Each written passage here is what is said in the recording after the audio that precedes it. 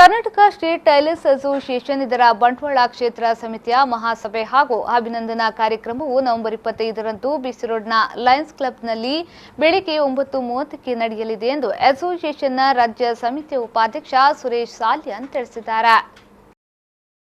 ಗುರುವಾರ ಸಂಜೆ ಬಿಸಿ ರೋಡಿನ ಪ್ರೆಸ್ ಕ್ಲಬ್ನಲ್ಲಿ ನಡೆದ ಸುದ್ದಿಗೋಷ್ಠಿಯಲ್ಲಿ ಮಾಹಿತಿ ನೀಡಿದ ಅವರು, ಬಂಟ್ವಾಳ ಕ್ಷೇತ್ರ ಸಮಿತಿ ಅಧ್ಯಕ್ಷರಾದ ಈಶ್ವರ್ ಕುಲಾಲ್ ಅವರು ಅಧ್ಯಕ್ಷತೆಯನ್ನ ವಹಿಸಲಿದ್ದು, ಶಾಸಕ ರಾಜೇಶ್ ನಾಯ್ಕ್ ಉಳಿಪಾಡಿ ಅವರು ದೀಪ ಪ್ರಜ್ವಲನೆ ಮಾಡಲಿದ್ದಾರೆ. ರಾಜ್ಯ ಸಮಿತಿ ಅಧ್ಯಕ್ಷ ಕೆಎಸ್ ಆನಂದ ಪ್ರಾಸ್ತಾವಿಕ ಭಾಷಣ ಮಾಡಲಿದ್ದು, ಮುಖ್ಯ ಅತಿಥಿಗಳಾಗಿ ತಹಶೀಲ್ದಾರ್ ಪುರಂದರ್ ಹೆಗ್ಡೆ, ರಾಜ್ಯ ಪ್ರಧಾನ ಕಾರ್ಯದರ್ಶಿ ಬಿ ವಸಂತ, ಜಿಲ್ಲಾಧ್ಯಕ್ಷ ಪ್ರಜ್ವಲ್ ಕುಮಾರ್ ಮುಖ್ಯ ಅತಿಥಿಗಳಾಗಿ ಭಾಗವಹಿಸಲಿದ್ದಾರೆ. ಕಾರ್ಯಕ್ರಮದಲ್ಲಿ ಶಾಸಕರು, ತಹಶೀಲ್ದಾರರು ಮತ್ತು 7 ವಲಯದ ಹಿರಿಯ ವೃತ್ತಿ ಬಾಂಧವರನ್ನ ಗೌರವಿಸಿ ಅಭಿನಂದಿಸಲಾಗುವುದು ಎಂದು ತಿಳಿಸಿದರು.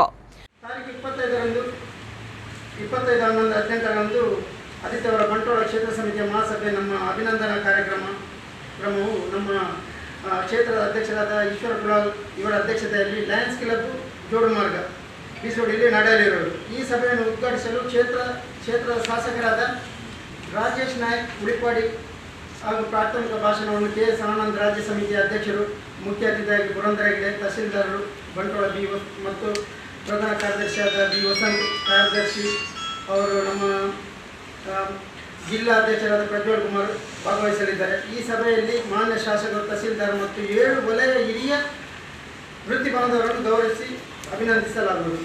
ಈ ಮಹಾಸಭೆಯಲ್ಲಿ ತಮ್ಮ ಬೇಡಿಕೆಗಳ ಮನವಿಯನ್ನು ಮಾನ್ಯ ಶಾಸಕರಿಗೆ ಮತ್ತು ತಹಸೀಲ್ದಾರರಿಗೆ ನೀಡಲಾಗುವುದು. ರಾಜ್ಯಾದ್ಯಂತ 10 ಲಕ್ಷಕ್ಕಿಂತಲೂ ಅಧಿಕ ಸಂಖ್ಯೆಯಲ್ಲಿರುವ ಹೊಲಿಗೆ ವೃತ್ತಿಯವರಿಗೆ ಯಾವುದೇ ಸಾಮಾಜಿಕ ಭದ್ರತೆ ಇಲ್ಲದೇ ಇದ್ದು, ದರ್ಜಿಗಳ ಮೂಲಭೂತ ಅಗತ್ಯತೆಗಳನ್ನು ಈಡೇರಿಸುವಲ್ಲಿ ಸರ್ಕಾರ ಜಾಣಕುರುಡು ಪ್ರದರ್ಶಿಸುತ್ತಿದೆ ಎಂದು ಆರೋಪಿಸಿದ ಅವರು, ನೆರೆಯ ಕೇರಳ ರಾಜ್ಯದಲ್ಲಿರುವಂತೆ ಟೈಲರಿಂಗ್ ವರ್ಕರ್ಸ್ ಫಂಡ್ ಬೋರ್ಡ್ ಸ್ಥಾಪಿಸಿ ಆ ಮೂಲಕ ಹೊಲಿಗೆ ಕೆಲಸಗಾರರಿಗೆ ಕ್ಷೇಮ ನಿಧಿ, ಕುಟುಂಬ ಸೌಲಭ್ಯಗಳನ್ನು ನೀಡಬೇಕೆನ್ನುವುದು ಕೆಎಸ್ಟಿಎ ಬಹುಕಾಲದ ಬೇಡಿಕೆಯಾಗಿದೆ ಎಂದರು. ಬಡತನ, ಶಿಕ್ಷಣದ ಕೊರತೆಯಿಂದ ಉಪಮಾರ್ಗವಾಗಿ ಹೊಲಿಗೆ ವೃತ್ತಿಯನ್ನು ಅವಲಂಬಿಸಿದವರೇ ಹೆಚ್ಚು. ಇತ್ತೀಚಿನ ವರ್ಷಗಳಲ್ಲಿ ಮಾರುಕಟ್ಟೆಗಳಲ್ಲಿ ಪ್ರವೇಶಿಸಿರುವ ಕಡಿಮೆ ಗುಣಮಟ್ಟದ ಹಾಗೂ ಅಲ್ಪ ಬಾಳಿಕೆಯ ಬಟ್ಟೆಗಳಿಂದಾಗಿ ದರ್ಜಿ ವೃತ್ತಿಯನ್ನು ಅವಲಂಬಿಸಿದವರಿಗೆ ತೀರಾ ಕೆಡುಕುಂಟಾಗಿದೆ. ಕುಳಿತು ಮಾಡುವ ಕೆಲಸದಿಂದಾಗಿ ದೇಹಕ್ಕೆ ಸರಿಯಾದ ವ್ಯಾಯಾಮ ಇಲ್ಲದೆ ಅನಾರೋಗ್ಯಗಳು ದರ್ಜಿ ವೃತ್ತಿಯವರನ್ನ ಸುಲಭವಾಗಿ ಆವರಿಸಿಕೊಳ್ಳುತ್ತಿದೆ. ಇಷ್ಟು ಸವಾಲುಗಳ ಮಧ್ಯೆ ವೃತ್ತಿನಿರತ ದರ್ಜಿಗಳಿಗೆ ಕನಿಷ್ಠ ಸೌಲಭ್ಯವನ್ನು ಒದಗಿಸುವ ವಿಷಯದಲ್ಲಿ ಸರ್ಕಾರ ಸೋತಿದೆ ಎಂದು ಅವರು ಆರೋಪಿಸಿದರು. ವಿವಿಧ ಅವಧಿಯಲ್ಲಿ ಸರ್ಕಾರ ಜಾರಿಗೆ ತಂದ ಅಸಂಘಟಿತ ಕಾರ್ಮಿಕರ ಸಾಮಾಜಿಕ ಭದ್ರತಾ ಮಂಡಳಿ, ಪ್ರಾವಿಡೆಂಟ್ ಫಂಡ್ ಜಾರಿ, ಸ್ಮಾರ್ಟ್ ಕಾರ್ಡ್ ಯೋಜನೆ, ಅಂಬೇಡ್ಕರ್ ಸಹಾಯ ಹಸ್ತ ಯೋಜನೆಗಳು ಸರಿಯಾಗಿ ಅನುಷ್ಠಾನವಾಗದೆ ಟೈಲರ್ಸ್ಗಳ ಬೇಡಿಕೆಗಳಿಗೆ ಸರ್ಕಾರ ಆಲಸ್ಯ ವಹಿಸುವುದರಿಂದ ರಾಜ್ಯ ಸಮಿತಿಯ ಜೊತೆ ಸೇರಿಕೊಂಡು ಹೋರಾಟ ನಡೆಸುವುದಾಗಿ ಅವರು ಈ ಸಂದರ್ಭ ಎಚ್ಚರಿಸಿದರು. ಮನುಷ್ಯನ ಮೂಲಭೂತ ಅವಶ್ಯಕತೆಗಳಿಗೆ ಒಂದಾದ ಉಡುಪುಗಳನ್ನು ಹೊಲಿದು ಕೊಡುತ್ತಿರುವ ದರ್ಜಿಗಳ ಮೂಲಭೂತ ಅಗತ್ಯಗಳಿಗೆ ಸಂಬಂಧಪಟ್ಟ ಸರ್ಕಾರ ಸ್ಪಂದಿಸದೆ ಒಣಕುರುಡು ಹಾಗೂ ಮೌನ ವಹಿಸಿದೆ ಎನ್ನುವ ಕೊರಗು ರಾಜ್ಯದ ದರ್ಜಿಗಳನ್ನು ಕಾಡುತ್ತಿದೆ.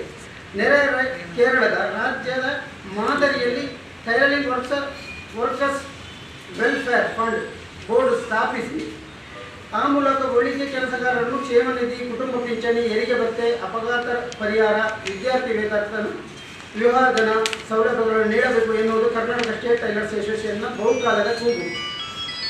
ಜಾಗತೀಕರಣದ ದುಷ್ಪರಿಣಾಮದ ದರ್ಜಿ ವೃತ್ತಿ ಹೊರತಾಗಿಲ್ಲ. ಬದಲಾದ ಸನ್ನಿವೇಶದಲ್ಲಿ ಇಂದು ದರ್ಜಿಗಳ ಅನೇಕ ಸವಾಲುಗಳನ್ನು ಎದುರಿಸುತ್ತಿದ್ದಾರೆ. ದಕ್ಷಿಣ ಕನ್ನಡ ಜಿಲ್ಲೆಯು 20,000 ದರ್ಜಿಗಳನ್ನು ಸೇರಿಸಿದಂತೆ ಕರ್ನಾಟಕದಲ್ಲಿರುವ ಒಟ್ಟು ದರ್ಜಿಗಳ ಸಂಖ್ಯೆ 10 ಲಕ್ಷಕ್ಕೂ ಆಗಬಹುದು, ಮಿಕ್ಕಿ ಇರಬಹುದು.